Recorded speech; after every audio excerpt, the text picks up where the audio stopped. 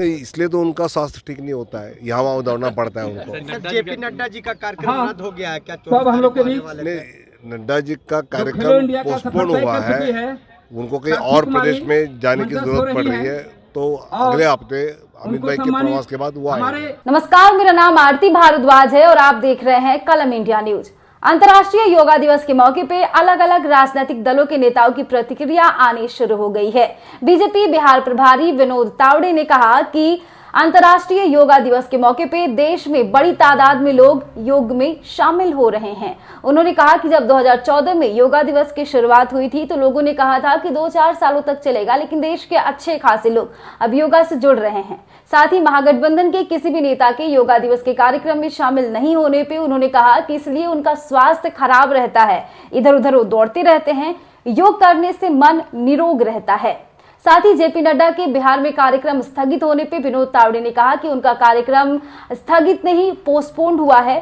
JP Nadda को कहीं और जाना पड़ा देश में, इसलिए उनका कार्यक्रम फिलहाल पोस्टपोन्ड हो गया है। अंतर्राष्ट्रीय योगा दिवस जब 2014 में शुरू हुआ तो कईयों को लग रहा था कि ये 1-2 साल चलेगा, लेकिन जिस प्रकार पूरे विश्व में कई देशों में, अपने देश में तो कई प्रदेशों में इतने बढ़िया तरीके से लोग योग से जुड़े हैं, मुझे लगता है कि योग से जुड़ना ही अपने संस्कृति से जुड़ना है, आरोग्य से जुड़ना है। और मैं तो प्रधानमंत्री मोदी जी का बहुत बहुत धन्यवाद करता हूँ कि ये मौका अपने देश को दिया। के लोग जो है वो शामिल नहीं होते योग दिवस में, पहले भी नीतीश कुमार नहीं शामिल हुए हैं।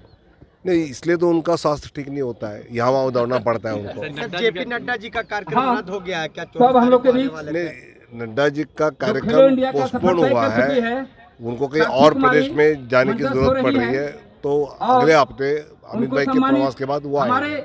बिहार इस तरह के तमाम अपडेट के लिए देखते रहें कलम इंडिया न्यूज। फिलहाल के लिए हमें दे इजाजत, और अगर हमारे वीडियोस आपको अच्छे लगे तो ज्यादा से ज्यादा हमारे वीडियोस को शेयर करें, हमारे चैनल को लाइक और सब्सक्राइब करना न भूलें। बहुत बहुत धन्यवाद। नमस्कार, मेरा नाम गरिमा है। मैंने इस बार यूपीएससी की परीक्षा में ऑल इंडिया रैंक 2 हासिल की है, और मैंने अपने इस जर्नी में परफेक्शन आईएएस से आंसर राइटिंग के दौरान मदद ली थी। और मेंस पर फोकस करना बहुत इम्पॉर्टेंट है, बिकॉज मेंस का स्कोर ही आपको इस रैंक तक के आगे पहुंचा सकता है।